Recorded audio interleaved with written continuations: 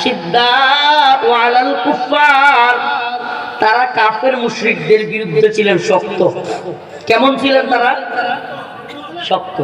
রুহামাউ বাইনাহুম, কিন্তু নিজেরা নিজেরা অনেক বেশি নমনীয়। নিজেদের ক্ষেত্রে কি? মুসলমানের ক্ষেত্রে নমনীয়। কিন্তু কোন কাফের যদি হুমকি দেয় ইসলামকে ধ্বংস করবে, দ্বীনকে ধ্বংস করবে, দেশকে ধ্বংস করবে, হিন্দুত্ববাদী ভারত যদি হুমকি দেয় বাংলাদেশ দখল করবার ষড়যন্ত্র করে, তখনও কি নরম থাকা যাবে? কোন অমুসলিম, এই কথা খেয়াল করে শুনবেন, কোন অমুসলিম চিকিৎসা দরকার, আপনি তার চিকিৎসা দেন, উদারতা দেখান, ইসলামে বৈধ আছে। কোন অমুসলিম চিকিৎসা দরকার, চিকিৎসা দেন, জায়েজ আছে। কোন অমুসলিম চিকিৎসা করাইতে পারতেছে না, তার মায়ের কিংবা বাবার টাকা দেন, জায়েজ আছে। কোন অমুসলিমকে